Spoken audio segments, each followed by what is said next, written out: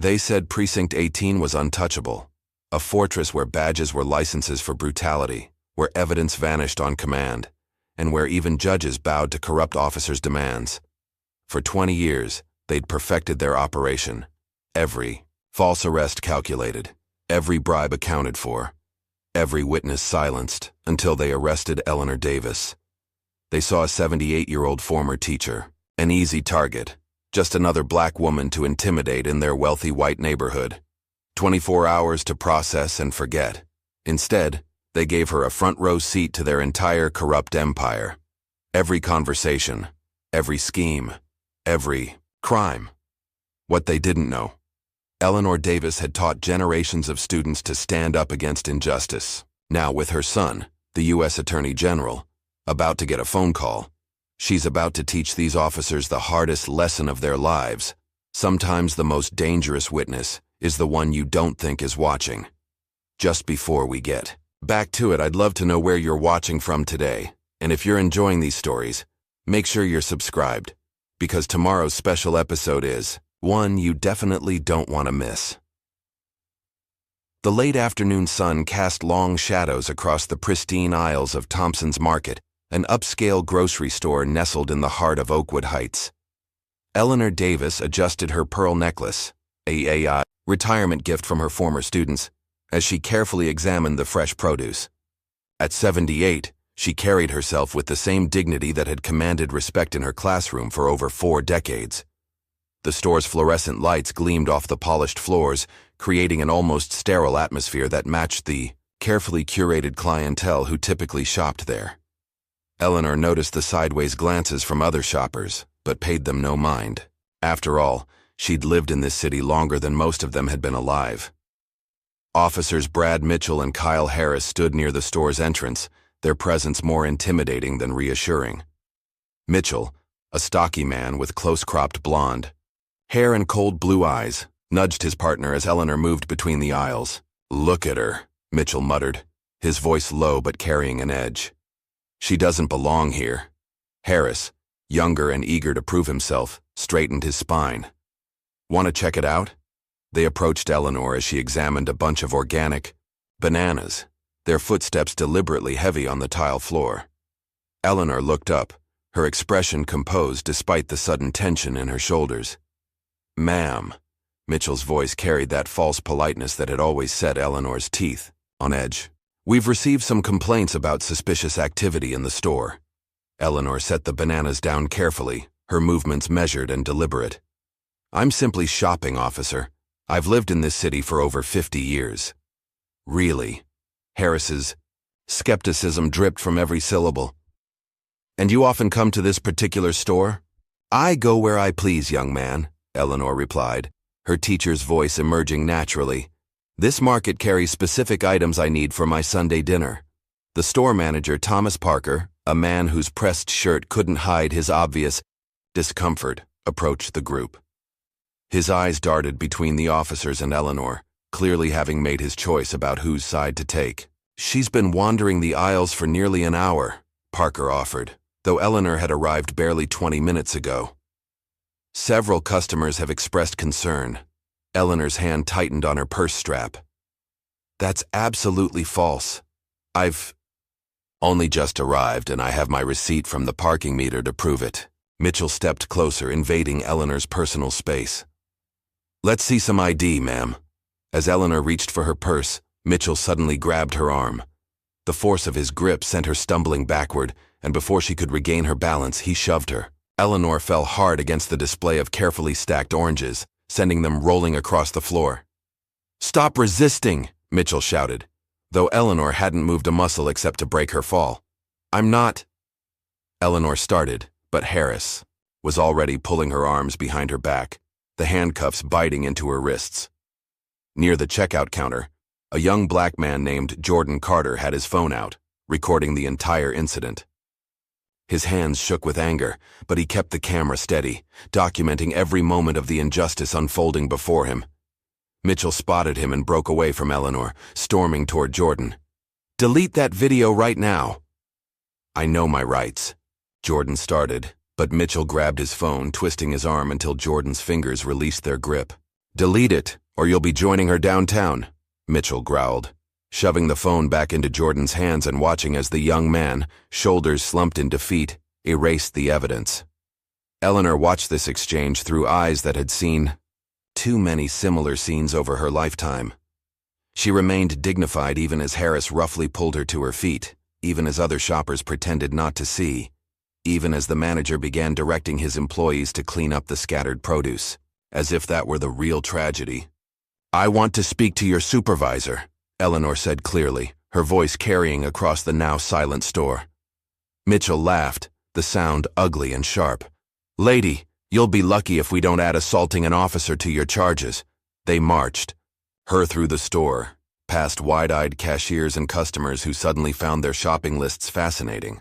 Outside, the late afternoon had turned golden, the kind of beautiful day that usually brought people out to their porches. But the sidewalks were mysteriously empty as the officers pushed Eleanor toward their patrol car. Eleanor noticed both officers' body cams had their lights off. "Your cameras aren't running," she observed. "Technical difficulties," Harass smirked, sharing a knowing look with his partner. The drive to Precinct 18 was deliberate and slow, designed to disorient.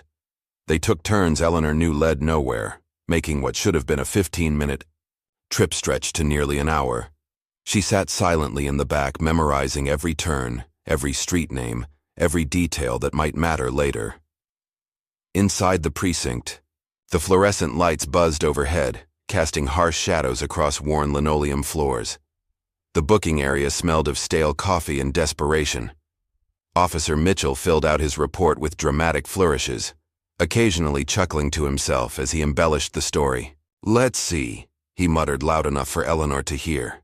Subject became combative when approached, attempted to strike officer, resisted arrest. Eleanor sat perfectly straight in the hard plastic chair, her wrists still bound behind her. "Back. Those are lies and you know it." A desk sergeant wandered over, coffee cup in hand. "What have we got here?" "Disturbing the peace, resisting arrest, assault on an officer," Mitchell listed off, each charge more ridiculous than the last. "Had to take her down when she tried to attack me with a produce display." The sergeant barely glanced at Eleanor, before nodding. "Booker. Chief Callahan wants all the paperwork clean on this one." Eleanor's ears perked up at the mention of the police chief, filing away another name for later. She watched as the sergeant walked away, already dismissing her existence from his mind. They took her fingerprints roughly, pressing each finger against the scanner with unnecessary force. Her photograph captured her dignity even in handcuffs, head high, eyes forward, refusing to be diminished. "I want my phone call," Eleanor stated firmly as they led her toward the holding cells. Mitchell's laugh echoed off the concrete walls. "Maybe tomorrow if we're not too busy. Night shift's short-staffed, you know how it is." The cell they pushed her into was cold and bare, with a metal bench bolted to the wall and a toilet in full view of anyone passing by. The door clanged shut with a finality that would have shaken a less resolute soul. Eleanor sat on the bench, her back straight, her mind sharp. She listened to the officers' retreating footsteps, to their laughter as they discussed their plans for the evening. She heard Mitchell call someone, presumably Chief Callahan, to report that everything had been handled cleanly. Through the night, she observed. She watched officers pass by, some averting their eyes, others staring with open hostility. She noted how certain files were carried to a back room, how hushed conversations happened in corners, how the overnight shift moved with the easy familiarity of people who knew their actions would never face scrutiny. In the early hours of the morning, when the precinct was at its quietest, Eleanor heard two officers discussing another arrest. "Just like we did with the old lady," one said. "Camera off, clean report, judge signs off, case closed." Eleanor closed her eyes, not in defeat, but in calculation. They had no idea who they were dealing with, no idea of the storm they had just brought down upon themselves. She thought of her son Malcolm, of the power and resources at his disposal as U.S. Attorney General. These officers thought they were following their usual playbook, but they had just made the biggest mistake of their careers. As dawn began to creep through the high windows of the precinct, Eleanor Davis sat in her cell, already composing in. Her mind the testimony that would bring this corrupt system crashing down. They had given her front row seats to their operation, never suspecting that every detail, every name, every procedure was being cataloged by a mind sharpened by decades of teaching and a lifetime of navigating a system designed to break her. The morning shift arrived, bringing with them the sounds of fresh coffee and casual conversation. Eleanor heard Mitchell clock out, his voice carrying down the corridor as he joked with the incoming officers about the troublemaker in cell 3. Little did he know, the real trouble was just beginning.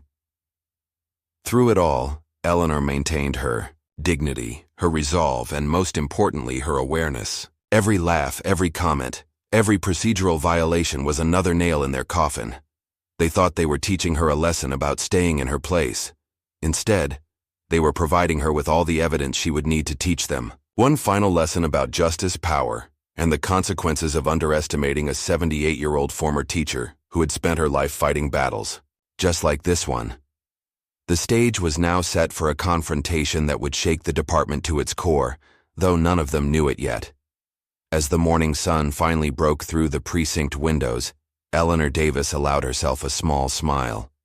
They had given her exactly what she needed, a front row seat to their corruption and the motivation to tear it all down. Dawn had broken over Precinct 18, but Eleanor Davis remained alert in her holding cell, gathering every scrap of information she could. The morning shift brought new faces, new conversations, and new evidence of the corruption that seemed to permeate every corner of the building. Officer Mitchell's voice carried down the corridor as he finished his shift report.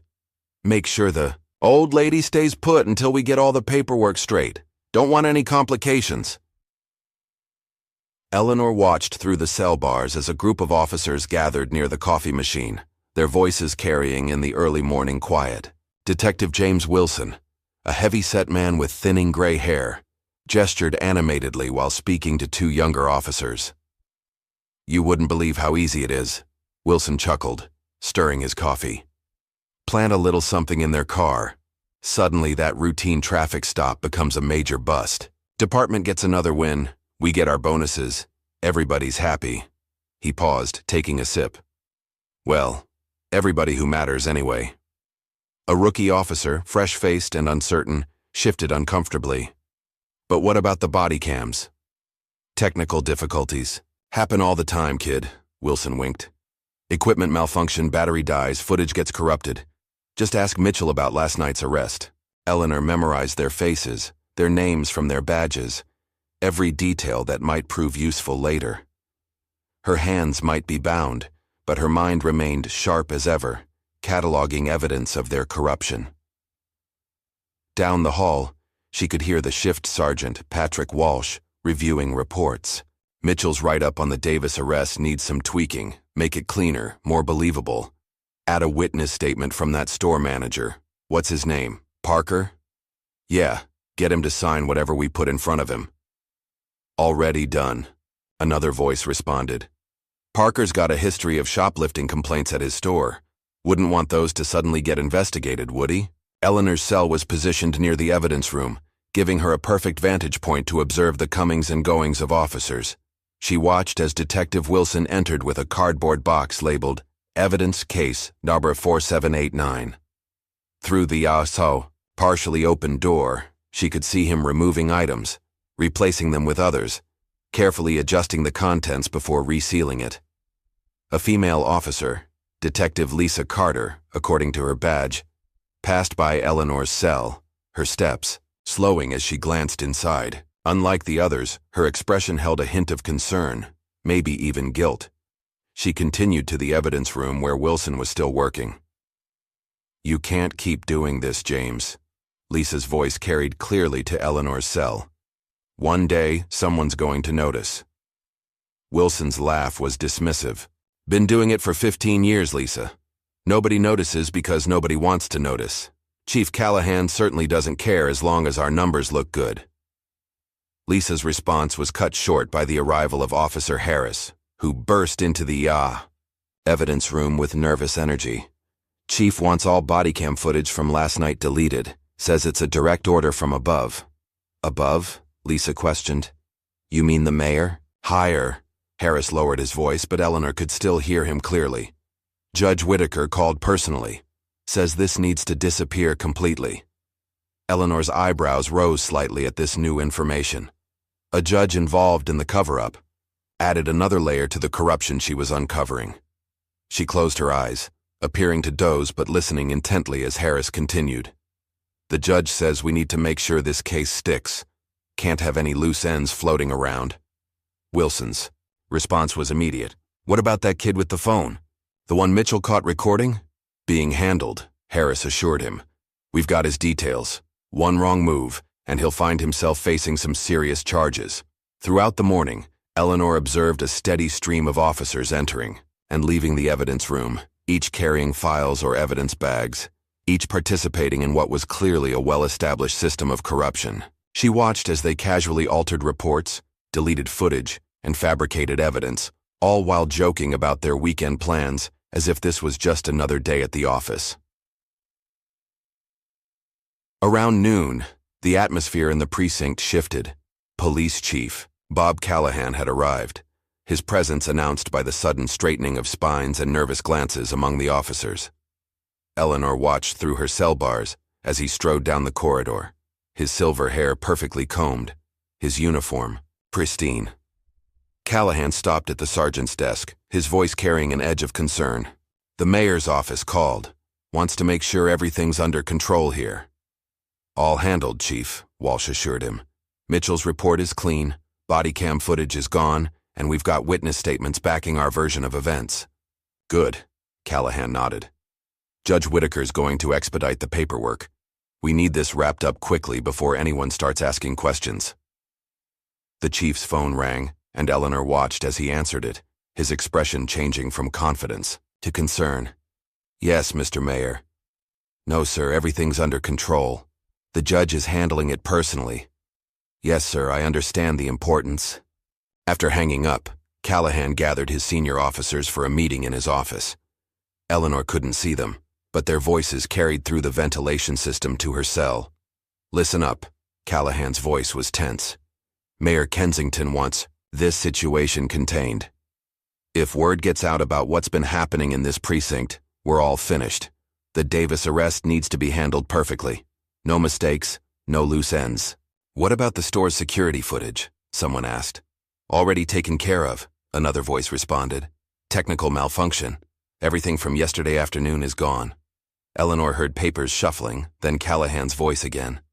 I'm meeting the mayor and Judge Whitaker at Morton's Steakhouse tonight. We need to make sure we're all on the same page before this goes any further. The meeting continued, with officers discussing various cases they needed to clean up and evidence that needed to disappear. Eleanor remained still, absorbing every word, every name, every detail of their corrupt operation. As afternoon turned to evening, Detective Lisa Carter passed by Eleanor's cell again, this time slowing to a stop. She glanced both ways down the corridor before approaching the bars. Mrs. Davis, she spoke softly. Are you all right? Do you need anything? Eleanor met her eyes steadily. I need to make my phone call. It's been over 24 hours. Lisa hesitated, conflict clear on her face. After another check of the corridor, she pulled out a cell phone. Make it quick. If anyone asks, this never happened. Eleanor's fingers didn't shake as she dialed her son's number. Malcolm answered on the second ring. Mom, where are you? I've been trying to reach you. Malcolm. Eleanor's voice was low but clear. They're hiding something huge here, something that goes all the way to the top. What? Who's hiding what? Mom, where are you? Precinct 18, Eleanor replied, watching Lisa's nervous glances down the corridor. Son, I need you to listen carefully. These people think they're untouchable. They think no one's watching. But they've been sloppy, overconfident. I've seen enough in the last 24 hours to bring this whole department down. Malcolm's sharp intake of breath was audible. Precinct 18? Stay there, Mom. Don't sign anything. Don't give any statements. I'm coming. No, Eleanor's voice was firm. Don't come yourself. Send your team. This goes beyond just my arrest. They've got judges in their pocket, the mayor involved. They're destroying evidence as we speak. Lisa tapped Eleanor's shoulder, Urgently, someone was coming. Eleanor quickly finished her call. Malcolm, they're hiding something huge here. She handed the phone back to Lisa just as footsteps approached. Officer Mitchell appeared, his face twisting into a sneer when he saw Lisa near the cell. Getting friendly with the prisoner, Carter?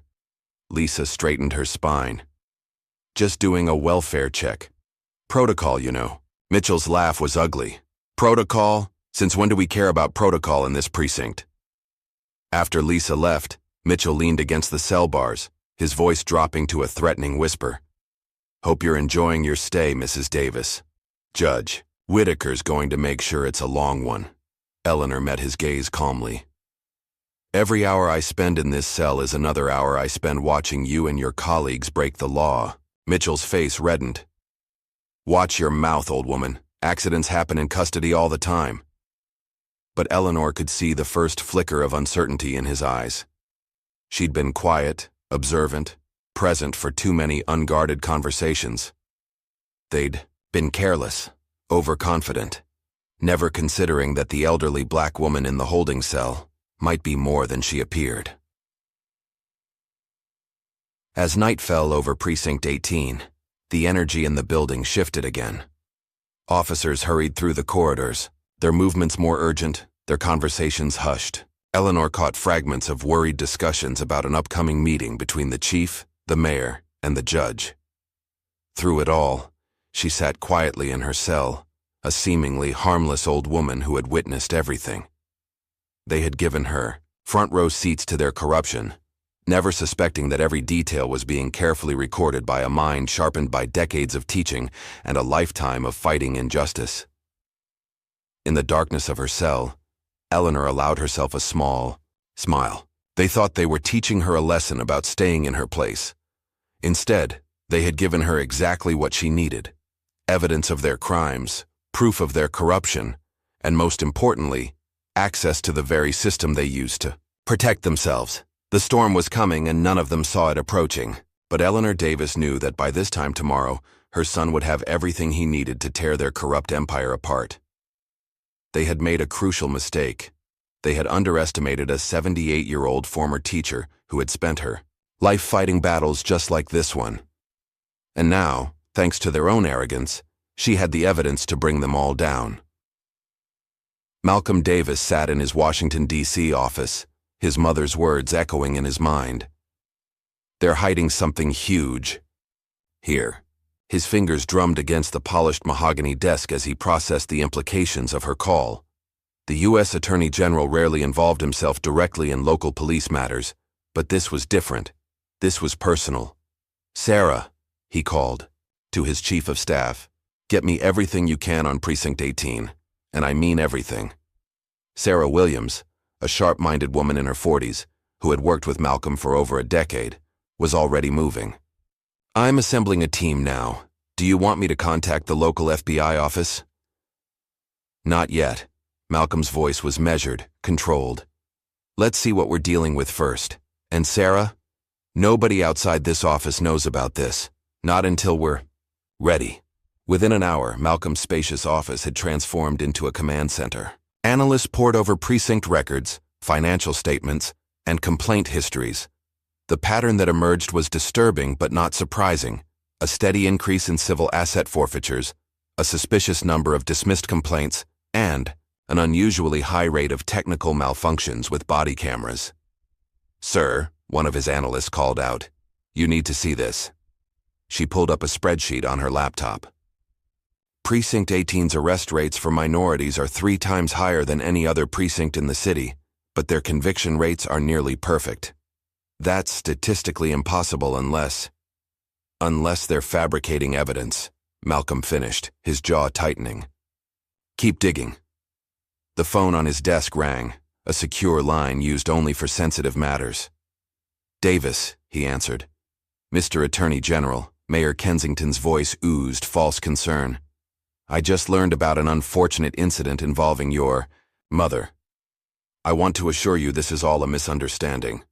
We're prepared to release her immediately with our sincerest apologies. Malcolm's laugh was cold. Mayor Kensington, I'm afraid it's far too late for that, but I appreciate you confirming your involvement in this matter. The mayor's sharp intake of breath was audible. Now, let's not be hasty. I'm sure we can work something out that benefits everyone. The only thing that would benefit everyone is a complete investigation of your precinct's practices, Malcolm replied. And that investigation begins today. He hung up before the mayor could respond, turning to Sarah. Get me Judge Thompson in the federal circuit. We're going to need some warrants. Across town, Detective Lisa Carter sat in her parked car outside Precinct 18, her hands shaking slightly as she stared at the USB drive on her passenger seat. Years of collected evidence, deleted body cam footage she'd managed to recover, copies of falsified reports, recordings of conversations about bribes and cover-ups. She'd been gathering it all, waiting for the right moment, the right person, to trust with it. Her phone buzzed, a text from Officer Mitchell. Chief wants everyone in early tomorrow. Big meeting about the Davis situation. Lisa picked up the USB drive, making her decision. She drove to a coffee shop 3 towns over, used their public Wi-Fi, and sent an encrypted email to the Attorney General's office. Then she drove home, taking a circuitous route to ensure she wasn't followed. Back in Washington, Malcolm's team was building their case. Sarah entered his office with a stack of printouts. We've got something. A detective from Precinct 18 just sent us a treasure trove of evidence. She's been collecting it for years. Malcolm spent the next hour reviewing the files. Video footage showed officers planting evidence. Audio recordings captured discussions of bribes, and spreadsheets detailed the protection racket they ran on local businesses. But it was the connection to Judge Whitaker that made Malcolm sit up straighter. Look at this, he pointed to a series of bank transfers. Every time Whitaker dismisses a case involving Precinct 18 officers, a large deposit appears in an offshore account linked to his wife's maiden name. Sarah nodded. And there's more. The mayor's been getting kickbacks from civil asset forfeitures. They're using a shell company to launder the money through local development projects. Malcolm stood, walking to the window that overlooked the city. They got sloppy, too comfortable, too confident. He turned back to his team. Let's make them uncomfortable. He picked up his phone, dialing a number he rarely used. This is Attorney General Davis. I need a team of federal marshals ready to move in the next hour, and get me Director Phillips at the FBI. The machinery of federal law enforcement began to move. Teams were assembled, warrants were prepared, and surveillance units took up positions around Precinct 18. Malcolm watched the pieces fall into place, knowing timing would be crucial. At Precinct 18, Chief Callahan was in a panic. He'd just received word that Eleanor Davis was the Attorney General's mother, and now his carefully constructed world was threatening to unravel. He paced his office, phone pressed to his ear. We need to get rid of her. Judge Whitaker's voice crackled through the line. Transfer her to maximum security, lose her in the system for a few days. Give us time to clean this up. Callahan wiped sweat from his forehead. And what happens when the feds come looking? They won't find anything, Whitaker assured him. We've done this before, but they hadn't done this before. Not with someone like Eleanor Davis, not with the Attorney General's office watching. Callahan knew it, even if he wouldn't admit it to Whitaker. He hung up and called in Officers Mitchell and Harris. We're transferring the Davis woman tonight. Maximum security at state prison. Mitchell's eyes widened. Sir, that's not standard. Procedure for... Since when do you care about procedure? Callahan snapped. Get it done. What none of them knew was that Detective Lisa Carter was listening outside Callahan's office, recording everything on her phone. As soon as the meeting ended, she sent another encrypted email to Malcolm's office. Malcolm received the warning just as he was preparing to leave for the day. Sir, Sarah burst into his office. They're planning to transfer your mother tonight. Maximum security. Like hell they are. Malcolm's voice was steel. He picked up his phone. Execute the warrants, now. Across the city, federal agents moved into position. Teams surrounded Precinct 18, while others headed for the homes of Judge Whitaker, Mayor Kensington, and Chief Callahan. The net was closing. Inside her cell, Eleanor heard the increased activity, the urgent footsteps, the nervous conversations. Officer Mitchell appeared with transfer papers. Time for a little trip, he sneered. but Eleanor could see the fear behind his bravado. Before Mitchell could open the cell, the precinct's front doors burst open. Federal marshals poured in, weapons drawn, badges displayed. "Federal agents, everyone stay where you are." The chaos that followed was almost beautiful in its precision. Officers were separated, phones and computers were seized, and files were secured before anyone could destroy them. Mitchell found himself face down on the floor, being cuffed by a marshal who showed none of the gentleness he'd denied Eleanor. Chief Callahan tried to run for his back office, likely heading for the shredder that had saved him so many times before. He made it 3 steps before being tackled by federal agents. Through it all, Eleanor sat calmly in her cell, watching justice finally catch up to those who had thought themselves above it. When the cell door opened, it wasn't Mitchell or Harris holding the key, but a federal marshal with respect in his eyes. "Mrs. Davis, we're here to escort you out." Eleanor stood, straightening her clothes with dignity. As she walked through the precinct, she saw the results of her patience and observation. Officers in handcuffs, evidence being boxed and labeled, computers being seized. Her eyes met Detective Lisa Carter's across the room, and she gave the younger woman a slight nod of acknowledgement. Outside, television news crews had already gathered, their cameras capturing the moment as federal agents led out the corrupt officers who had thought themselves untouchable. Eleanor emerged into the evening air, her head high, her spirit unbroken. Malcolm was waiting by a black SUV, his usual composed demeanor cracking slightly at the sight of his mother. "Mom," he stepped forward, embracing her. "Are you all right?" "I'm fine, son," Eleanor patted his cheek. "But we have work to do. I've seen enough in there to keep your office busy for months." Malcolm helped her into the SUV, then turned to his team. "I want every piece of evidence cataloged and secured, every computer analyzed, every file examined. No one sleeps until we understand the full scope of this operation." As they drove away from Precinct 18, Eleanor watched through the window as more federal vehicles arrived. She saw Mayor Kensington being led out of City Hall in handcuffs, his usual swagger replaced by shocked disbelief. News helicopters circled overhead, their spotlights illuminating the unfolding drama. "They never saw it coming," Eleanor remarked, her voice carrying a hint of satisfaction. "All that power, all that corruption, and they were undone by underestimating an old woman." Malcolm smiled, recognizing the teacher's tone in his mother's voice. "They gave you 24 hours to observe their operation. That was their biggest mistake." "One of many," Eleanor agreed. "But there's more, Malcolm. What I saw in there, what I heard, it goes beyond just this precinct. They have connections throughout the system. Judges, politicians, business leaders. We'll find them all," Malcolm promised. "Every last one."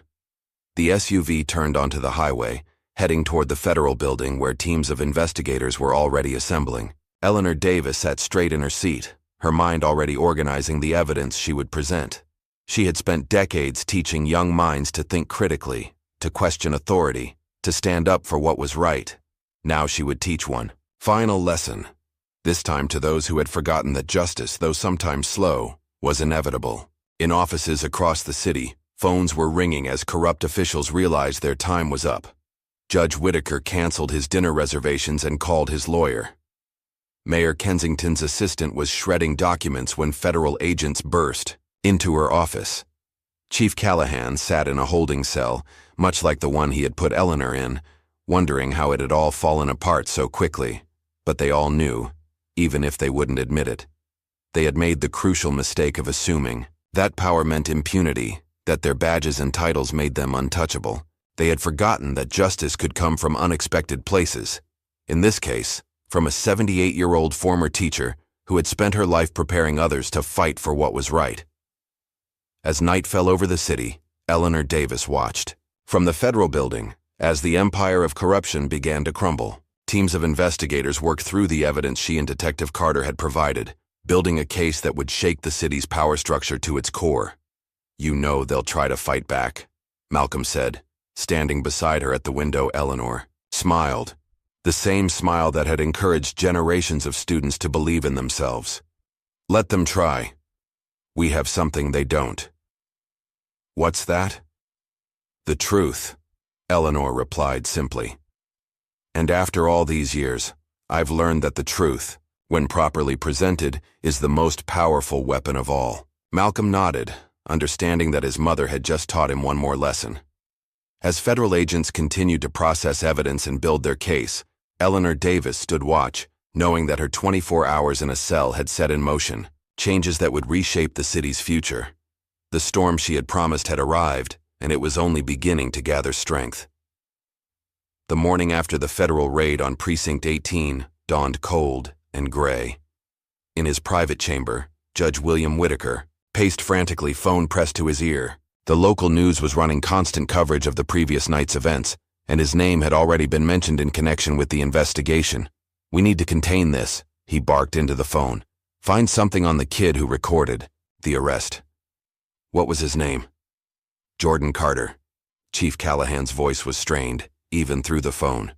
Though released on bail, the police chief was clearly feeling the pressure.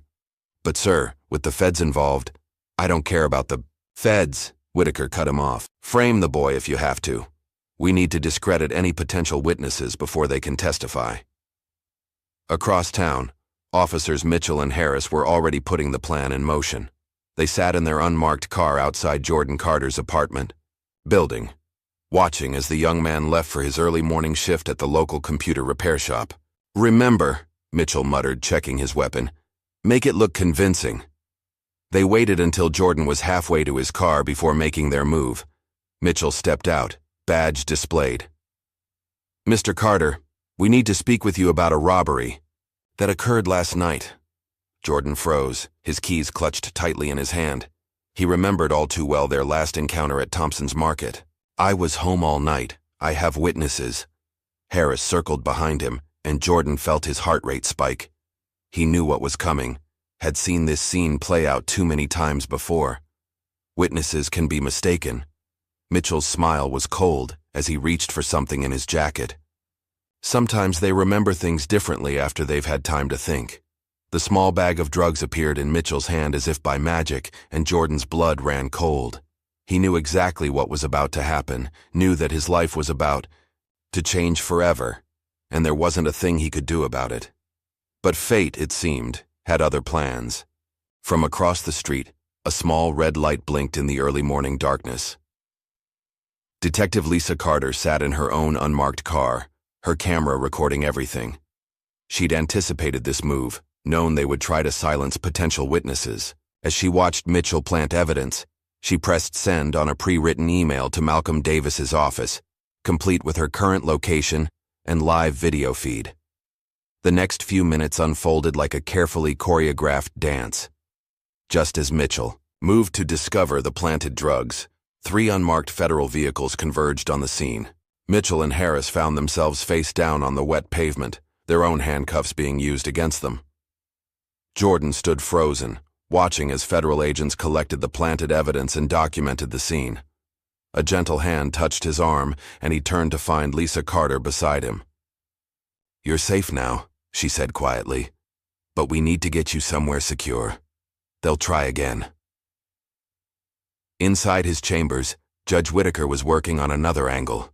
He drafted an emergency gag order, citing national security concerns and potential prejudice to ongoing investigations. His clerk, Amanda Pierce, watched with growing unease as he backdated the document. "Sir," she ventured carefully, "this order, it won't hold up under federal scrutiny." Whitaker's laugh was harsh. "It doesn't need to hold up forever, just long enough for us to clean house." He stamped the order with more force than necessary. "Get this to every news outlet in the city. Anyone who violates it faces contempt charges."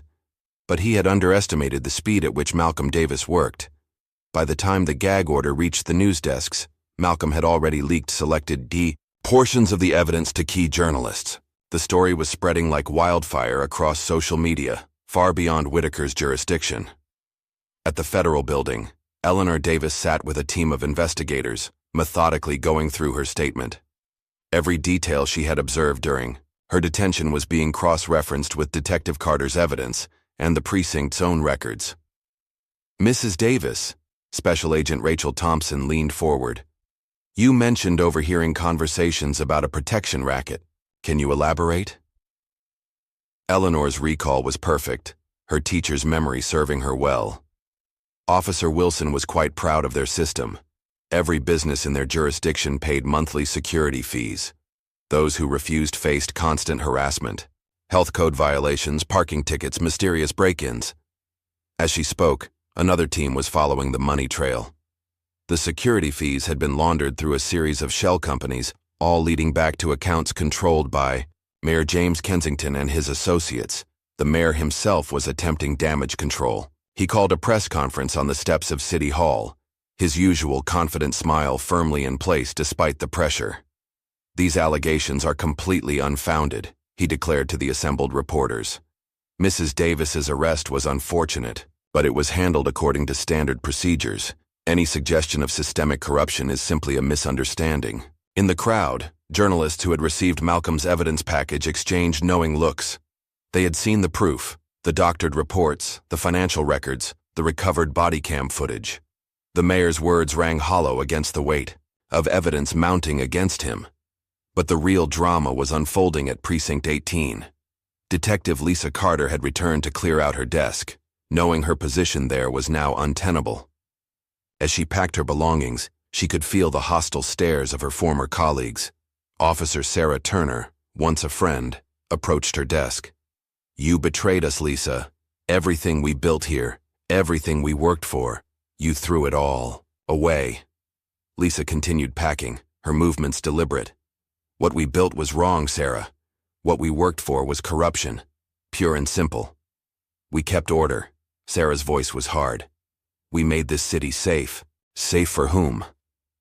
Lisa finally looked up. "Safe for the wealthy? For the connected? What about people like Jordan Carter? Like Eleanor Davis? When were they ever safe in our city?" Before Sarah could respond, a commotion erupted in the hallway. Federal agents were back, this time with more specific warrants. They headed straight for the records room, where decades of case files were stored.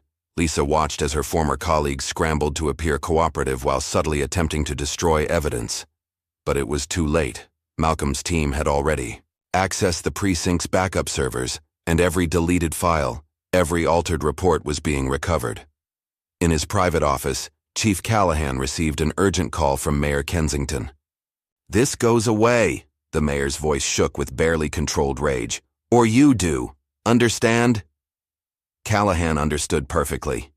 He had been the mayor's fixer for years, handling delicate situations, making problems disappear. But this time was different. This time they were facing an opponent who couldn't be intimidated, couldn't be bought, and couldn't be silenced. He made one last desperate move, ordering his most trusted officers to target Lisa Carter. "She's the weak link," he told them. "Remove her from the equation, and this all falls apart." But Lisa was already one step ahead. As two officers approached her car that evening, they found themselves surrounded by federal agents. Malcolm had anticipated this move too, ensuring that the key witness in his case remained protected. The next morning, the city woke to breaking news.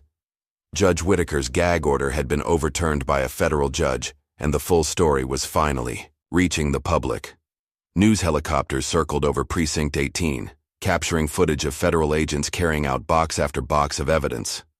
Eleanor Davis watched the coverage from Malcolm's office, her expression serene.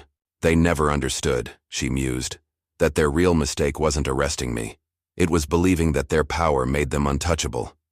Malcolm nodded, reviewing the latest reports from his investigation team. "They've been operating like this for so long they forgot that the law applies to them too." A knock at the door interrupted them. Sarah Williams entered, her face grave. "Sir, we've got a situation. Detective Carter's cover has been compromised. Someone leaked her home address to some of Callahan's people." Malcolm's response was immediate.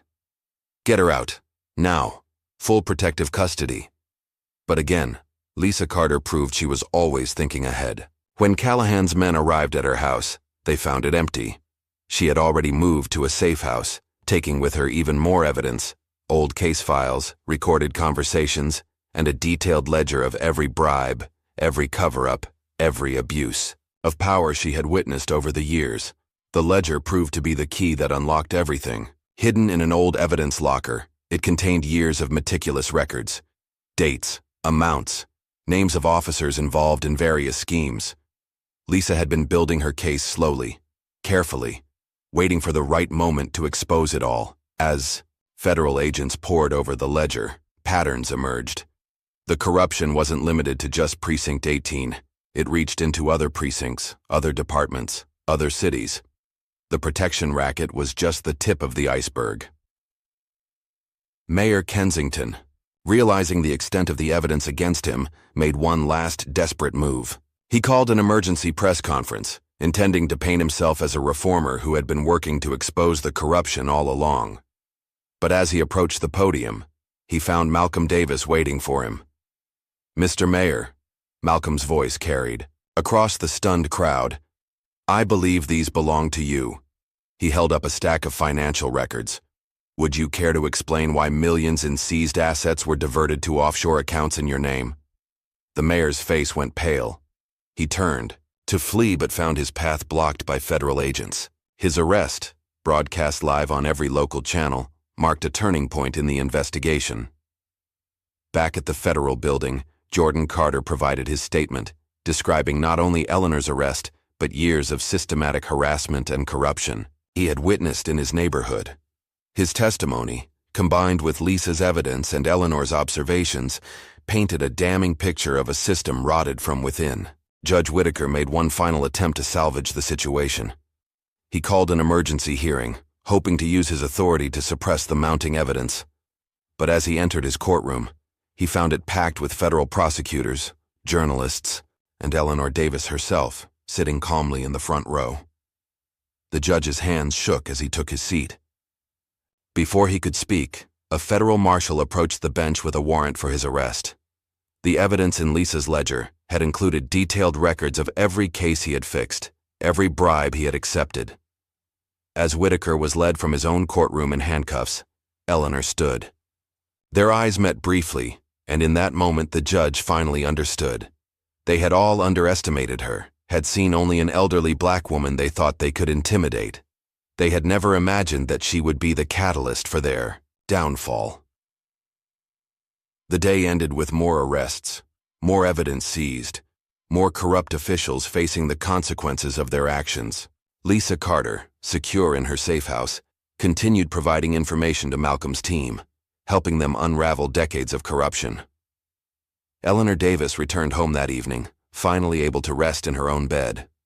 But her work wasn't finished. She knew that exposing the corruption was only the first step. The real challenge would be ensuring that what happened to her couldn't happen to anyone else.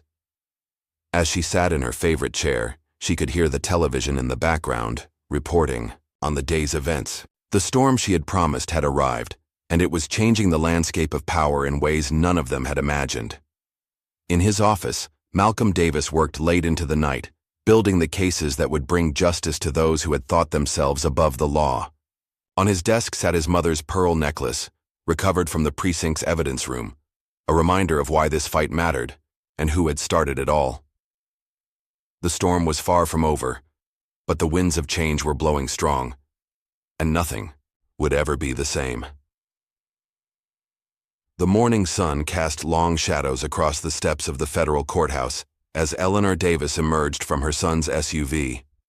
The crowd that had gathered outside erupted at her appearance, journalists shouting questions, photographers jostling for position, supporters holding signs demanding justice. But Eleanor didn't hurry or hide. Instead, she paused at the top of the steps, turned to face the cameras, and spoke with the clear, commanding voice that had controlled classrooms for over 4 decades. "I am not afraid," she declared, her words cutting through the chaos. "Justice will be served." The statement was brief, but its impact was immediate. Social media exploded with clips of the 78-year-old former teacher staring down corruption with unwavering dignity. Inside the courthouse, Malcolm Davis watched the scene unfold on a monitor, a small smile playing at his lips. He knew, that look in his mother's eyes, it was the same one she'd worn when facing down school board officials who tried to cut funding for disadvantaged students. But the morning's drama was just beginning. As Eleanor made her way through security, another figure burst through the courthouse doors. Angela Carter, Jordan's mother. Her face was streaked with tears, her hands trembling as she clutched a piece of paper. "Mrs. Davis," she called out, her voice breaking. "Please, I need your help. They're going to kill my boy." Eleanor reached for the woman's hands, steadying them in her own. "Tell me everything, Mrs. Carter." Angela's words tumbled out in a rush. Jordan, still in custody on fabricated robbery charges, had been transferred to a maximum security facility, known for its unfortunate accidents involving witnesses in police corruption cases. "He's just a boy," Angela sobbed. "He was just trying to help you." Malcolm, who had joined them in the courthouse lobby, took the transfer order from Angela's hands. His expression darkened as he read. "Judge Whitaker's signature," he noted. "His last act before being arrested." "Get him out." Eleanor's voice was steel. "Now." Malcolm was already moving, phone in hand. "Sarah, I need an emergency hearing, and get me everything we have on incident reports from that prison. Focus on witnesses who never made it to trial." The machinery of federal justice began to move, but they were racing against time. In his cell, Jordan Carter was already experiencing the special treatment reserved for those who crossed the thin blue line. The guards, many with connections to Precinct 18, made sure he understood just how alone he was. Back in the courthouse, Judge Rebecca Anderson's courtroom was filling up for what was supposed to be a routine hearing. Instead, she found herself facing an urgent motion from the U.S. Attorney General himself. "Your Honor," Malcolm stood before the bench, his presence commanding attention. "We have evidence that Jordan Carter's transfer was ordered specifically to prevent his testimony in an ongoing federal investigation." The prison's attorney, David Mike Thompson, rose to object. "Your Honor, this is simply a standard security procedure. Mr. Carter is charged with a violent felony. A felony fabricated by the very officers he was prepared to testify against," Malcolm countered, producing Lisa Carter's latest evidence, security footage showing Officers Mitchell and Harris planting evidence at the scene of Jordan's arrest. "Judge," Anderson leaned forward, studying the footage carefully. After what seemed like an eternity, she spoke. "This court orders the immediate transfer of Jordan Carter to federal custody." But even as the order was being processed, another drama was unfolding in courtroom 3. Judge Whitaker might have been arrested, but his replacement, Judge Michael Sullivan, seemed determined to maintain the status quo. Eleanor's civil case against the police department was being systematically dismantled. "The court finds insufficient grounds for these allegations," Sullivan declared, his gavel falling with finality. "Case dismissed." Eleanor sat in the front row, her expression unchanged as her attorney immediately filed an appeal. They had anticipated this move. Sullivan's connections to the old guard were well documented. In Lisa's ledger, this dismissal was just another piece of evidence showing how deep the corruption ran. Malcolm, arriving from Jordan's hearing, was furious. "They're still trying to play by their old rules," he muttered to his mother. "They haven't realized the game has changed." "Then let's change it more dramatically," Eleanor replied, her voice carrying just far enough to reach the journalists in the gallery. The afternoon brought a new wave of revelations. A determined journalist named Rachel Stevens, working with the evidence Malcolm had leaked, published a devastating exposé. The article detailed not just individual acts of corruption, but an entire system designed to protect itself while preying on the vulnerable. The story spread like wildfire. Social media exploded with shared experiences. Other victims of Precinct 18's corruption coming forward, former officers speaking out, even court clerks revealing patterns of suspicious case dismissals. The wall of silence that had protected the corrupt system for so long was crumbling. In response, the police union called an emergency press conference. Their spokesperson, Frank Miller, stood before the cameras attempting to spin the narrative. "These allegations are an attack on every hard-working officer," he declared. "We stand behind our members." But his words rang hollow as more evidence emerged. Lisa Carter's ledger had been thorough, documenting not just crimes, but the system that enabled them. Each entry was a thread that, when pulled, revealed more corruption, more abuse, more lives destroyed by those sworn to protect them. The courtroom reconvened late in the afternoon, now packed with press and public alike. The tension was palpable as Eleanor took the stand. She had waited for this moment, prepared for it during those long hours in her cell. "Mrs. Davis," her attorney began, "please tell the court what you witnessed during your detention." Eleanor's testimony was devastating in its precision. She recounted conversations, described procedures, named names. Her teacher's memory served her well as she reconstructed the casual corruption she had observed. The gallery sat in stunned silence as she described officers joking about planting evidence, judges fixing cases, officials accepting bribes. Chief Callahan, seated at the defense table, began to sweat as Eleanor described overhearing his phone conversations about destroying evidence. His attorney passed him a note. "We need to discuss a deal." But it was too late for deals. Malcolm's team had been building their case methodically, using Eleanor's testimony as a framework to hang the mountain of evidence they had gathered. Financial records confirmed her account of bribes. Recovered body cam footage verified her description of events.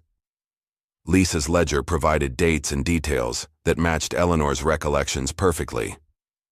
The prosecution began calling witnesses, small business owners who had paid protection money, citizens who had been falsely arrested, officers who had been forced to participate in the corruption or risk their careers. Each testimony built upon the last, creating a picture of systematic abuse that could no longer be ignored. During a brief recess, Eleanor sat in a small conference room with Malcolm and his team.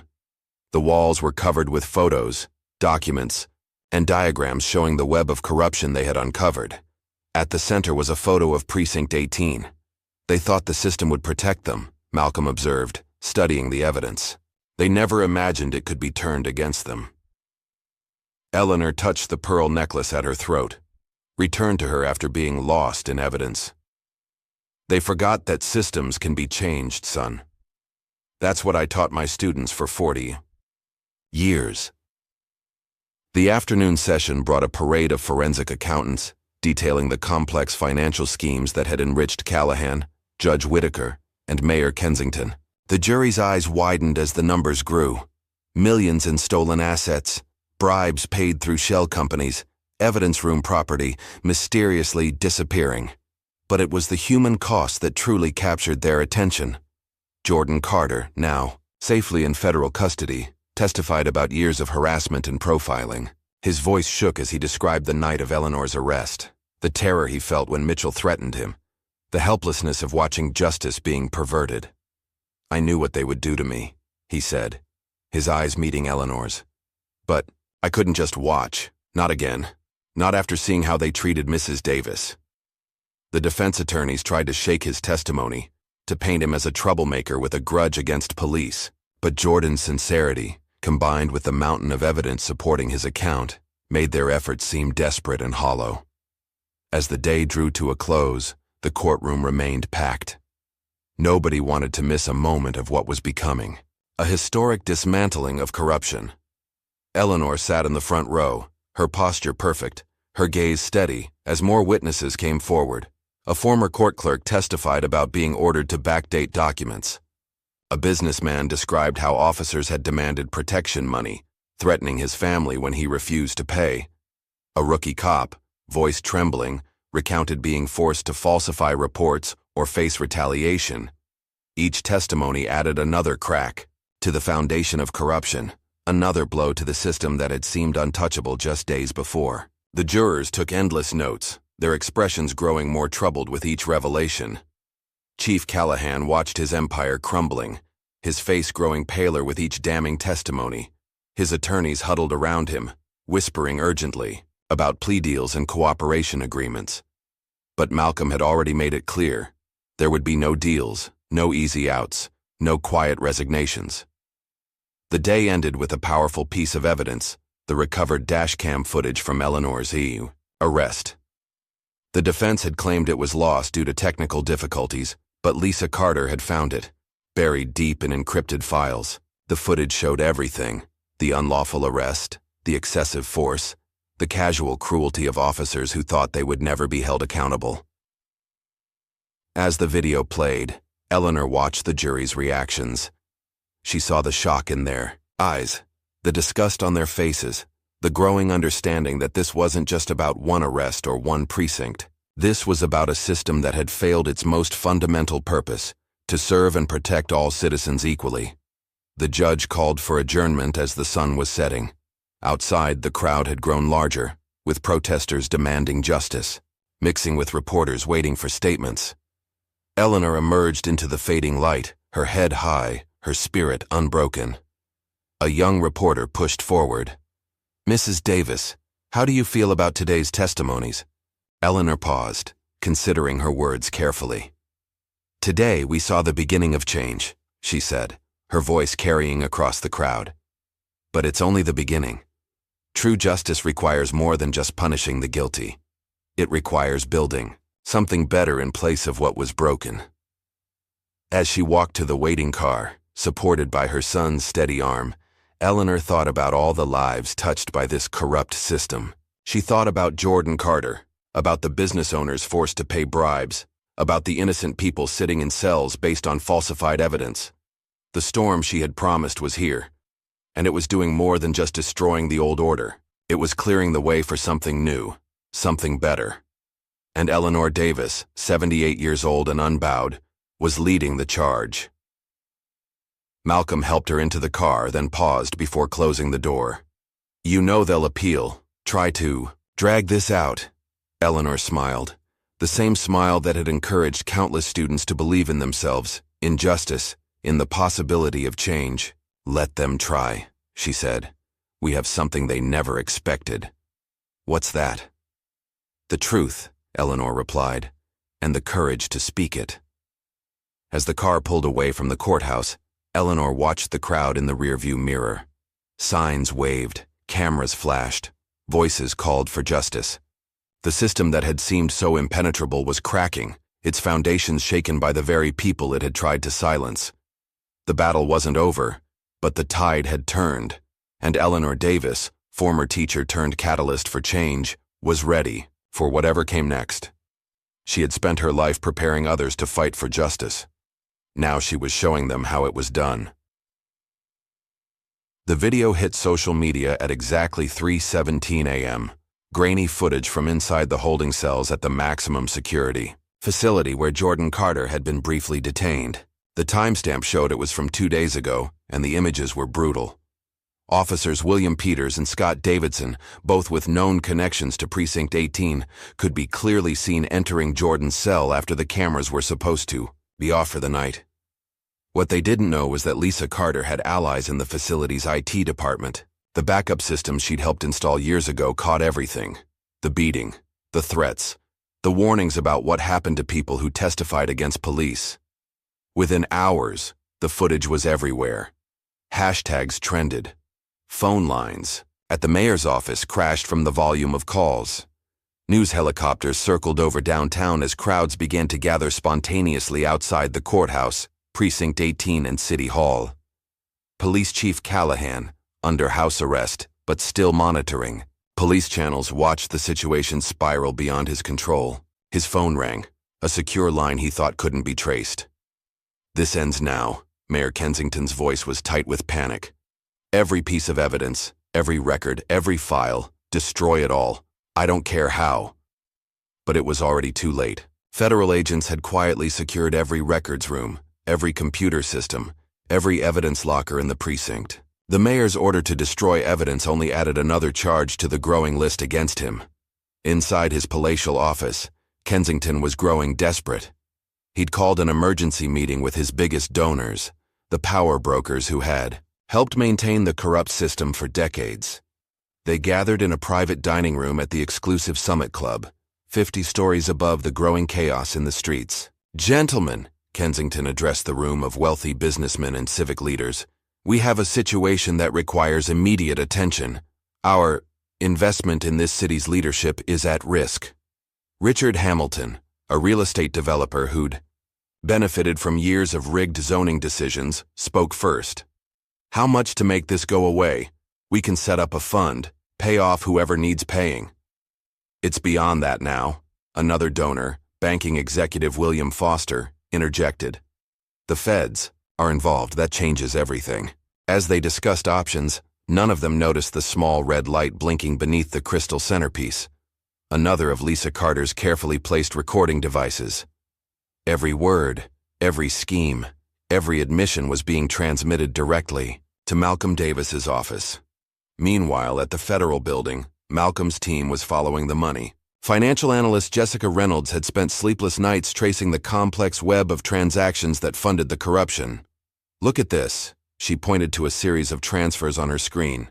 Every time the police conducted a civil asset forfeiture, the seized funds were supposed to go into city accounts. Instead, they were diverted through a series of shell companies.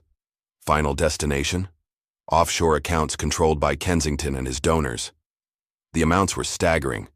Millions of dollars meant for community programs, police training, and civic improvements had instead enriched the corrupt officials and their allies. The paper trail was complex but undeniable. Malcolm studied the evidence, his expression grim. How long has this been going on? At least 15 years, Jessica replied. Maybe longer. They got sloppy recently, probably thought they were untouchable. The investigation was expanding by the hour. More whistleblowers came forward, encouraged by Lisa Carter's example. A clerk from the permits office revealed how building inspections were rigged to favor certain developers. A former police dispatcher detailed how response times were deliberately delayed in neighborhoods that couldn't pay for enhanced protection. Each revelation fueled the public's anger. The crowds outside city buildings grew larger, more vocal. Signs demanded justice, reform, accountability. Local news crews broadcast live as protesters shared their own stories of encounters with corrupt officers. Inside his chambers, Judge Sullivan desperately tried to maintain control. He issued injunction after injunction, attempting to suppress evidence and silence witnesses. But federal judges overturned his orders as quickly as he could write them. His clerk, Mary Williams, watched with growing concern as the judge's behavior became more erratic. When he ordered her to backdate a series of documents, she quietly added another piece of evidence to the growing case against the corrupt system. The mayor made one last attempt to control the narrative. He called a press conference on the steps of City Hall, surrounded by carefully selected supporters.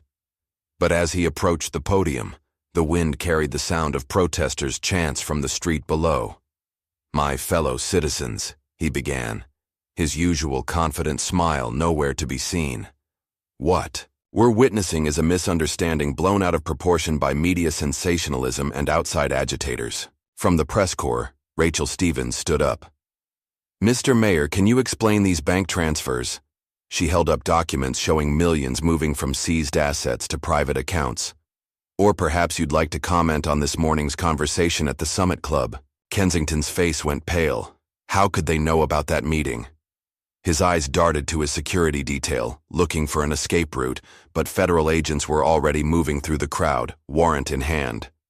The mayor turned and ran, pushing, past staffers and reporters. He made it to the private elevator that led to the building's secure parking garage, but when the doors opened, he found himself face to face with Malcolm Davis.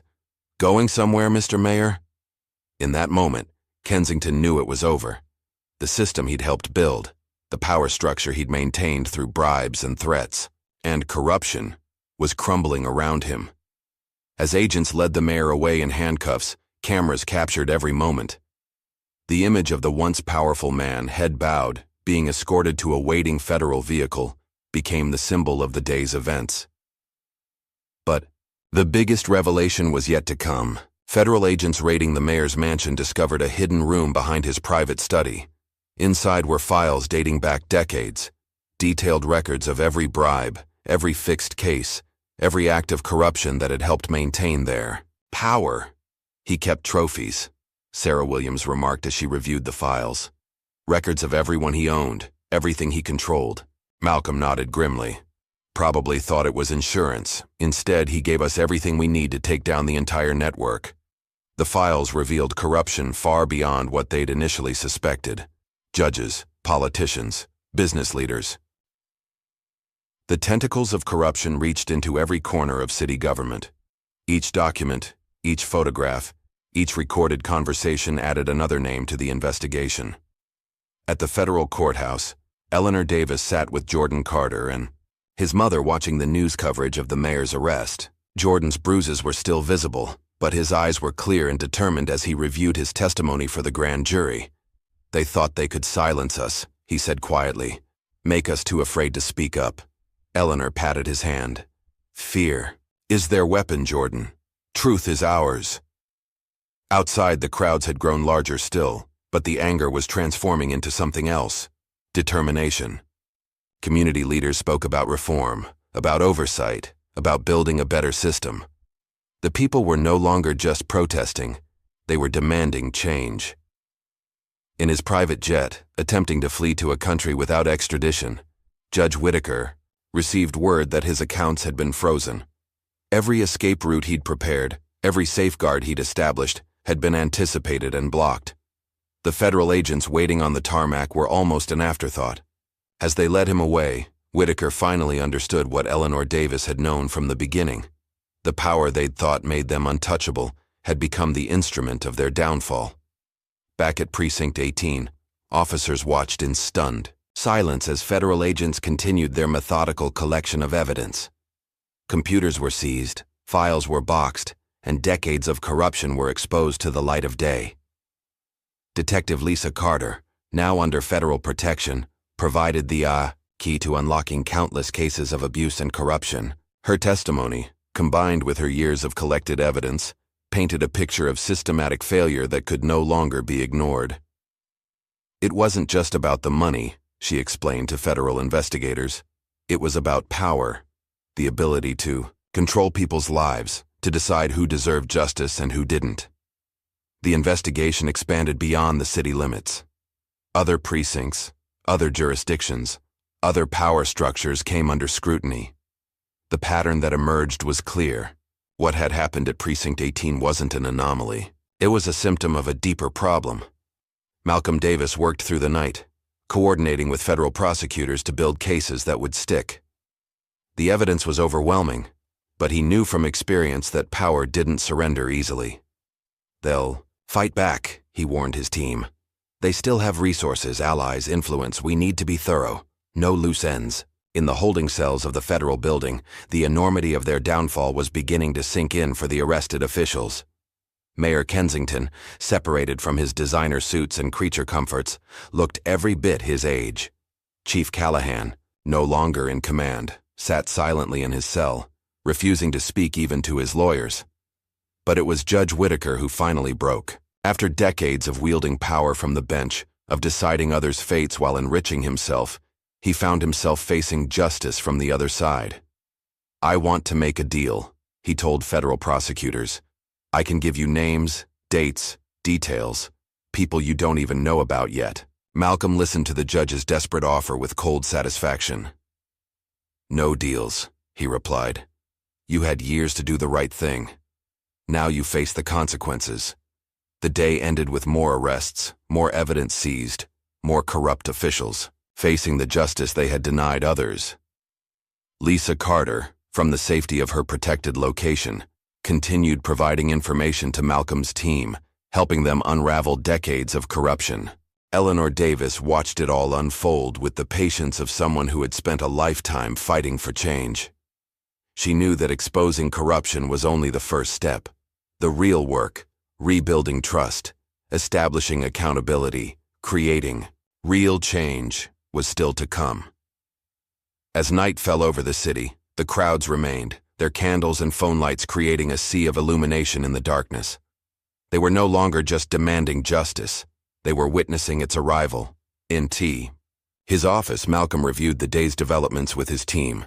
The mayor's hidden files had opened dozens of new investigations. The judge's attempted flight had revealed more hidden accounts. Each arrest led to new revelations, new connections, new evidence of corruption. "We're not just dismantling a corrupt precinct anymore," he told his staff. "We're exposing an entire system that failed its people." Eleanor, sitting quietly in the corner, nodded in agreement. She thought about her students over the years, how she'd taught them that change was possible, that justice was worth fighting for. Now she was showing them how it was done. The city was transforming. The outrage that had brought people into the streets was becoming a movement for real change. Community leaders were organizing, demanding oversight committees, police reform, transparent governance. As midnight approached, Eleanor stood at her son's office window, looking out over the city she'd called home for 7 decades. The lights of police vehicles and news vans still flickered in the streets below. The crowds had thinned but not dispersed, maintaining their vigil for justice. "You know," she said to Malcolm, "they thought arresting me would silence one voice. Instead, they woke thousands." Malcolm smiled, seeing in his mother's face the same determination that had guided his own career in justice. "They never understood what you taught me years ago. That real power isn't in controlling people. It's in standing up for what's right no matter the cost." The night was far from over, and tomorrow would bring new challenges. But the tide had turned. The corrupt system that had seemed so impenetrable was crumbling, brought down not by force, but by the courage of those who dared to speak the truth. The storm Eleanor had promised had arrived, and it was changing everything in its path. The basement of Precinct 18 was eerily quiet at 3 a.m. Chief Callahan, out on bail through his expensive legal team's efforts, gathered his most loyal officers in the dimly lit evidence room. Officers Mitchell, Harris, Peters, and Davidson stood in a tight circle, their faces grim in the fluorescent light. "This ends tonight." Callahan's voice was barely above a whisper. "Carter and Davis are the keys. Remove them, and this whole case falls apart." Mitchell shifted uncomfortably. "Sir, with the feds watching—" "I don't care about the feds." Callahan's controlled whisper became a harsh rasp. "Everything we built is crumbling. Either we fix this now, or we all go down." In a safe house across town, Lisa Carter sat reviewing her testimony with federal prosecutors. Years of carefully collected evidence spread across the table before her. Photos, recordings, financial records, each piece another nail in the corruption's coffin. "The bonuses were just the beginning," she explained, pointing to a spreadsheet. "Officers got paid extra for every false arrest that led to asset forfeiture. The more valuable the seized property, the bigger their cut." The lead prosecutor, Andrea Thompson, leaned forward. "And the judges?" Whitaker wasn't the only one. 3 other judges were on the payroll. They'd dismiss complaints against officers, approve questionable warrants, whatever was needed. Each had their own offshore account, managed through the mayor's financial advisor. None of them noticed the red dot of a laser sight briefly appearing on the window behind Lisa's head. Outside, in a darkened building across the street, Officer Davidson adjusted his scope. But before he could take the shot, the night erupted in light and sound. "Federal agents, drop your weapon!" Davidson found himself surrounded. Malcolm's team had anticipated this move, had been waiting for it. As agents led him away in handcuffs, they found a burner phone in his pocket, direct evidence linking him to Callahan. The chief's desperation was growing. His phone rang, Judge Whitaker calling from his holding cell. "They're offering me a deal." Whitaker's voice shook. "Full immunity if I testify about everything, the bribes, the fixed cases, the offshore accounts. Take that deal, and you won't live to testify." Callahan's threat was explicit, but Whitaker had already made his choice. Hours of interrogation had broken his resolve, and the prospect of spending his remaining years in prison had loosened his tongue. He told federal prosecutors everything: dates, amounts, names of every official they'd bribed or blackmailed. At the federal courthouse, Eleanor Davis took the stand for her final day of testimony. The gallery was packed, with journalists and citizens alike straining to hear every word. She described not just her arrest, but the systematic corruption she'd witnessed during her detention. "They were so confident in their power," she testified, her voice clear and strong, "that they didn't bother hiding their crimes. They discussed bribes and cover-ups openly, believing no one could touch them." Police union lawyers tried to discredit her testimony, but Eleanor's recall was perfect. She cited specific conversations, named officers present, detailed times and locations. Each point was corroborated by Lisa's evidence or the mayor's seized files. During a brief recess, Malcolm received urgent news. His team had raided Callahan's private storage unit, finding a treasure trove of blackmail material. The chief had been keeping insurance, Photos, recordings, documents that implicated dozens of powerful figures in the corruption scheme. He's been planning for this, Malcolm told his team, making sure he wouldn't go down alone. But Callahan had one more card to play. As federal agents swarmed his home with a new warrant, he slipped out through a hidden tunnel in his wine cellar. A escape route installed years ago for just such an emergency. The chief's disappearance triggered an immediate response. Roadblocks were established, airports and train stations were monitored, and his face was broadcast on every news channel. But Malcolm knew Callahan's destination before he even started running. The Canadian border was less than 4 hours away by car. Callahan had a false passport, emergency cash, and a carefully planned route using back roads and rural crossings. What he didn't know was that every step of his escape had been anticipated. As his car approached the border crossing at 3:47 a.m., Callahan felt the first flutter of hope. But when he handed over his fake passport, the border agent's expression didn't change. "Welcome back, Chief Callahan," she said calmly, signaling to concealed federal agents. The former police chief's arrest was unlike any he'd conducted. There was no excessive force, no planted evidence, no falsified reports, just the cold, impartial application of law he'd spent decades subverting. In the holding cell, Callahan finally cracked. "I want a deal," he demanded. "I'll take everyone down with me, judges, politicians, business leaders. I've got dirt on people you haven't even looked at yet." Malcolm stood outside the cell, studying the man who'd once seemed so powerful. "No deals," he replied. "But we'll listen to everything you have to say. Every name, every crime, every detail." And Callahan talked. For hours he detailed decades of corruption. He described how the system worked, how they chose their targets, how they laundered the money, how they silenced witnesses. Each revelation sparked new investigations, new arrests, new charges. The prosecution's case was now overwhelming. Video evidence showed Callahan ordering the assault on Jordan Carter. Financial records traced millions in stolen assets through his accounts. Recovered body cam footage revealed him instructing officers on planting evidence. But the most damning testimony came from his former officers. One by one, they took deals, turning on the man who'd led their corrupt enterprise. Mitchell described how they targeted minorities for false arrests. Harass detailed the protection racket they ran on local businesses. Each testimony added another layer to the mountain of evidence. In court, the prosecution presented the video of Callahan and Judge Whitaker discussing bribes. The courtroom fell silent as they watched two pillars of the justice system casually, conspiring to pervert it.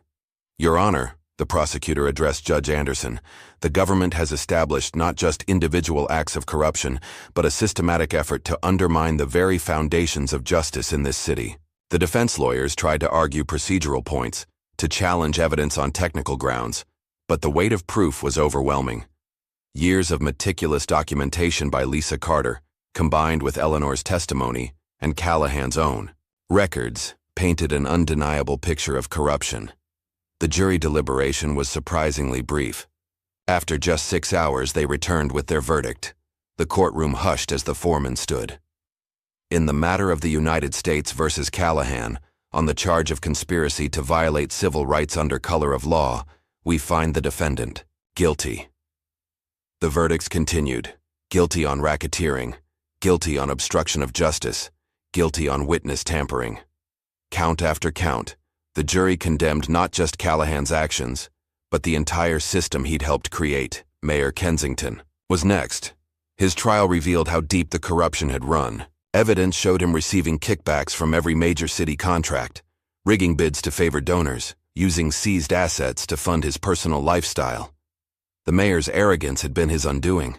He'd kept detailed records of every bribe, every favor, every illegal deal. Those records, found in his mansion's hidden room, now provided prosecutors with a roadmap of corruption. Judge Whitaker's fate was sealed by his own words. Surveillance footage from his chambers showed him openly discussing fixed cases, coaching officers on how to write reports that would withstand scrutiny, arranging for evidence to disappear. The judge's sentence was particularly harsh: life in prison, with no possibility of parole. The justice system he'd corrupted now ensured he would never see freedom again. But the trials weren't just about punishment. Each proceeding revealed more about how the corrupt system had operated, how it had targeted the vulnerable, how it had protected itself. This knowledge was already being used to draft new policies, new oversight measures, new protections. Malcolm Davis stood in his office, watching as federal agents led another group of arrested officials into the courthouse. His mother sat nearby, reading letters from citizens sharing their own stories of abuse and injustice. "This is bigger than we initially thought," he said, reviewing the latest reports. "The pattern we found here, it's not unique to this city." Eleanor nodded, unsurprised. "Systems of power protect themselves, son. What we've done here is show that they're not invincible." The reform efforts were already beginning. Policy changes were drafted to require body camera footage to be independently monitored. Civilian oversight boards were established with real power to investigate complaints. Asset forfeiture laws were rewritten to prevent abuse. But perhaps the most significant change was in the public's consciousness. People who had once accepted police misconduct as inevitable were now demanding accountability. Communities that had lived in fear of corrupt officers were organizing, documenting, speaking out. Jordan Carter, his bruises now healed, became a symbol of this new era. His testimony about police brutality, combined with the evidence of corruption, sparked nationwide conversations about justice reform. "They thought they could silence us with fear," he told reporters outside the courthouse. "But fear only works when you're alone. Together, we're stronger than their corruption." Lisa Carter's role as a whistleblower inspired other officers across the country to come forward. Her careful documentation of corruption became a model for other investigations, showing how systematic abuse could be exposed and dismantled.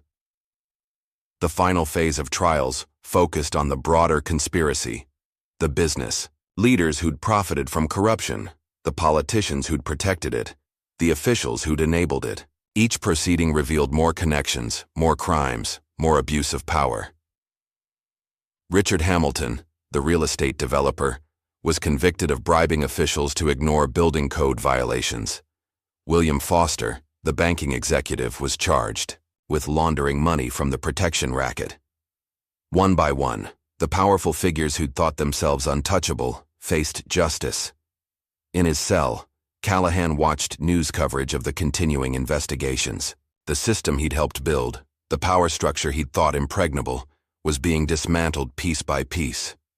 His attempt to flee had only added years to his sentence. The former chief had one last meeting with federal prosecutors. His lawyer had arranged it hoping for some last-minute leniency, but Callahan's words showed no remorse. "You think this changes anything?" he sneered. "The system will protect itself. It always does." Malcolm, sitting across from him, shook his head. "No, Chief. What you're seeing is the system correcting itself. The same laws you abused are now being used to bring you to justice." The prosecution's closing argument in Callahan's final appeal became a defining moment. The prosecutor, standing before the appeals court, spoke not just about specific crimes, but about the fundamental betrayal of public trust. The defendants didn't just break laws, she argued. They corrupted the very institutions meant to uphold them. They didn't just steal money or abuse power. They stole people's faith in justice itself. The appeals court's decision was unanimous. Every conviction was upheld. Every sentence confirmed. The corrupt officials who had once ruled the city, through fear and manipulation, would spend the rest of their lives behind bars. As news of the decision spread, spontaneous celebrations broke out across the city. People gathered in streets and parks, sharing stories of survival, of resistance, of finally seeing justice done. Eleanor Davis watched the celebrations from her son's office, her teacher's heart proud of the lesson her city had learned. The system wasn't perfect, but it could be changed. Justice wasn't inevitable, but it was possible. "What happens now?" Malcolm asked, standing beside her. Eleanor smiled, the same smile that had encouraged generations of students to believe in their own power. "Now the real work begins. Creating change is harder than exposing corruption, but we've shown it can be done." Outside, the sun was setting on a city transformed. not just by the removal of corrupt officials, but by the awakening of its citizens. People who had once felt powerless now understood their collective strength. The storm Eleanor had promised had done more than just destroy the old order. It had cleared the way for something new, something better. And she, along with countless others, would make sure that this new beginning wouldn't be wasted. Justice had finally arrived, and it would not be denied. 6 months after the verdicts, Eleanor Davis walked slowly down Adams Street, the same route that had led her to Thompson's Market on that fateful day. The neighborhood had changed, not just physically, but in spirit. Where there had once been tension and fear in the air, now there was a sense of renewed community. She paused outside the market, now under new management. The under new ownership sign sparkled in the morning sun, and through the window, she could see a diverse mix of customers shopping freely, without the suspicious glances that had once been so common. "Mrs. Davis," a young clerk waved through the window, one of her former students from years ago. The warm greeting drew smiles from other shoppers who recognized her. Eleanor had become something of a local legend, though she wore the attention with characteristic grace. "The neighborhood feels different now," observed Sarah Williams, Malcolm's chief of staff, who often accompanied Eleanor on these walks. "More alive. People can breathe easier when they're not living in fear," Eleanor replied, adjusting her pearl necklace, the same one she'd worn during her arrest. It had become a symbol of resilience for many in the community. The changes extended far beyond this single street. Precinct 18 had been permanently closed, its building now transformed into a community center focused on civil rights education and police accountability. The very rooms where corrupt officers had once plotted their schemes now hosted workshops on knowing your rights and community organizing. Lisa Carter had become a key figure in the ongoing reform efforts. Her testimony had led to investigations in other cities, and she now headed a new police integrity unit, training officers on ethical policing and helping establish accountability measures. "The old system was built on fear," Lisa explained to a group of rookie officers during a training session. "Our new approach is built on trust and transparency." Her words carried extra weight. Everyone knew the price she'd paid for standing up to corruption. The evidence room where she had once secretly gathered proof of wrongdoing was now a public meeting space. Community members could attend monthly oversight meetings there, reviewing body camera footage and police reports with civilian advisors. Jordan Carter's life had taken an unexpected turn. The journalism scholarship he received, funded by seized assets from the corrupt officials, had given him a platform to continue exposing injustice. His first major piece, published in the city's leading newspaper, detailed the human cost of police corruption through the stories of its victims. "Your courage started all this," he told Eleanor during an interview for his latest article. "When you refused to be silenced, you showed others they could speak up too." Eleanor's response was characteristic of her lifelong role as a teacher. "Courage is contagious, Jordan. Sometimes people just need to see it in action to recognize it in themselves." The impact of the case rippled through the justice system. Judge Anderson, who had presided over many of the corruption trials, now led a commission on judicial reform. Her first action was to establish new guidelines for handling police misconduct cases, ensuring they couldn't be buried or dismissed without thorough review. "The corruption we uncovered wasn't just about individuals breaking laws," she explained during a public hearing. "It was about a system that had lost its way. Our reforms must address both." In federal prison, former Chief Callahan watched these changes unfold on the news. His power, once seemingly absolute, had crumbled completely. The officers who had once fearfully followed his orders now testified against him in ongoing investigations. Mayor Kensington's fall had been particularly dramatic. His carefully maintained image as a civic leader had shattered under the weight of evidence. The offshore accounts Eleanor had first heard mentioned in her holding cell had led investigators to hundreds of millions in stolen public funds. The recovery of those funds brought unexpected benefits to the community. Under federal oversight, the money was redirected to its intended purposes: community programs, educational initiatives, and infrastructure improvements in the neighborhoods that had suffered most under the corrupt regime. Judge Whitaker's Fate served as a powerful warning to others who might abuse their authority. He died in prison 3 months into his sentence, his legacy not one of judicial wisdom, but of corruption and betrayal. His death made headlines, but few mourned his passing. The reform movement Eleanor had sparked spread beyond the city limits. Other communities, inspired by her example, began examining their own power structures. Police departments across the country faced increased scrutiny, and civilian oversight boards gained real authority. Malcolm Davis, despite offers of higher positions including a Supreme Court nomination, chose to continue his work at the grassroots level. He established a special task force focused on investigating systemic corruption in law enforcement. "What we learned from my mother's case," he explained to his team, "is that corruption doesn't just happen. It's allowed to happen when people look the other way. Our job is to keep looking, keep questioning, keep demanding accountability." Eleanor's influence was felt in unexpected ways. Law schools began using her case in their ethics courses.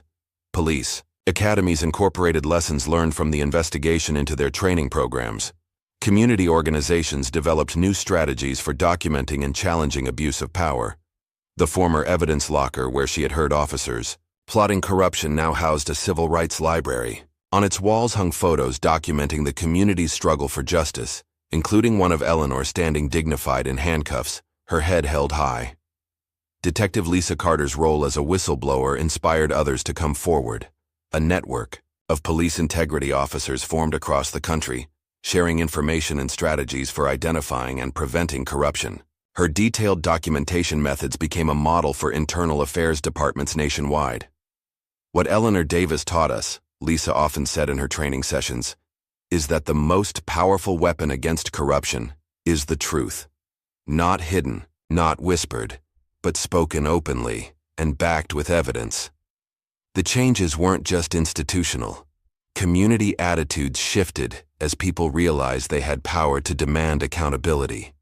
Neighborhood watch groups evolved into civilian oversight committees. Local businesses that had once paid protection money now contributed to community improvement funds. Jordan Carter's journalism career flourished as he continued investigating systemic injustice. His articles exposed similar patterns of corruption in other cities, leading to more investigations and reforms. The scholarship program named in his honor helped other young journalists focus on investigative reporting. "Every story matters," he told his fellow reporters. "Every voice deserves to be heard." That's what Mrs. Davis showed us when she refused to be silenced. The community center that replaced Precinct 18 became a model for similar transformations across the country. Its programs focus not just on civil rights education, but on building bridges between law enforcement and the communities they served. Officer Sarah Turner, who had once challenged Lisa Carter's decision to expose corruption, now led training sessions on ethical policing. Her perspective had shifted dramatically after seeing the positive changes reform had brought to the community. "We were wrong," she admitted during a public forum. "We thought power meant control, but real power comes from trust, from serving the community, not dominating it." Eleanor's pearl necklace, which had been lost in evidence during her arrest, became a symbol of resistance to injustice. Local artists incorporated its image into murals celebrating community resilience. Young activists wore pearl necklaces at demonstrations, honoring her legacy of dignified resistance. The transformation wasn't without challenges. Some officers resigned rather than adapt to the new accountability measures. Others fought against reforms, claiming they would make policing more dangerous. But the evidence showed otherwise. Community trust led to better cooperation and safer conditions for both officers and citizens. Malcolm's decision to decline the Supreme Court nomination surprised many, but not those who knew him best. "Real change," he explained, "happens in communities, not just courtrooms. My mother taught me that justice is built from the ground up."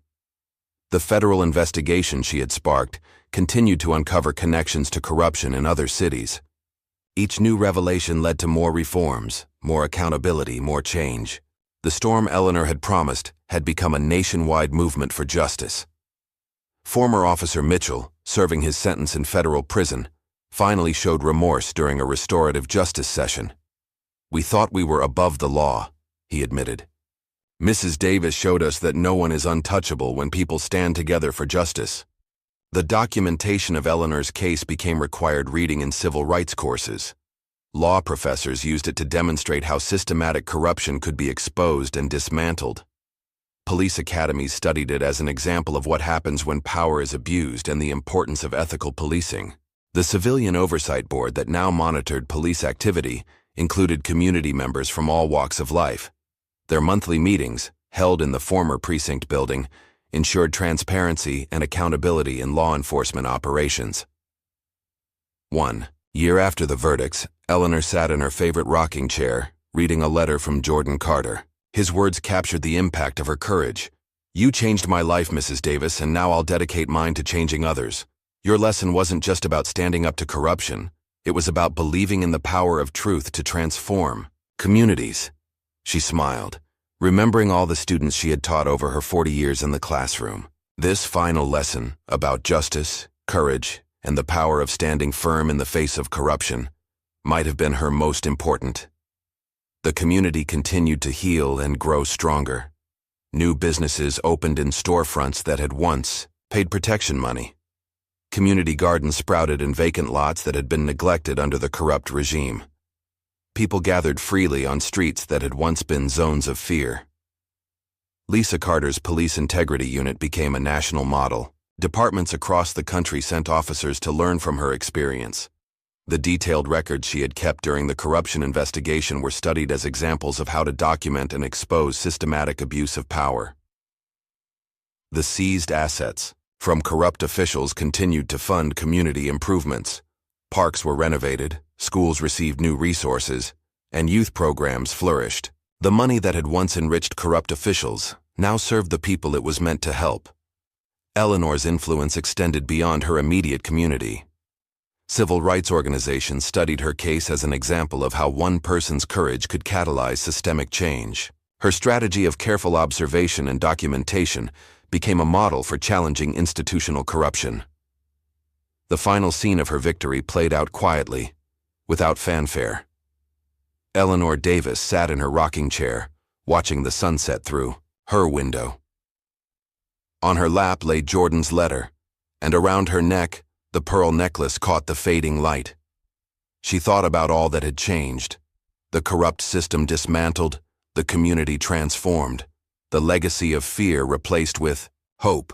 But more importantly, she thought about what remained constant: the power of truth, the importance of courage, and the endless work of building justice. The fight wasn't over. It never really would be. But Eleanor Davis had shown that victory was possible, that systems could be changed, that justice could prevail. Her story would continue to inspire others to stand up, speak out, and demand accountability. As darkness fell, she smiled, knowing that somewhere in the city, someone else was finding the courage to stand up for what was right. The storm she had promised had done its work, clearing the way for something new to grow, and in that growth lay the true measure of her victory. How many Eleanor Davises are out there right now, silently watching corruption unfold, gathering evidence, waiting for their moment to speak truth to power? How many systems still need to be exposed? The battle for justice never truly ends. It just finds new warriors to fight it. Like and subscribe to join us for more incredible true stories of courage and transformation. Hit that notification bell to be part of our growing community of justice seekers.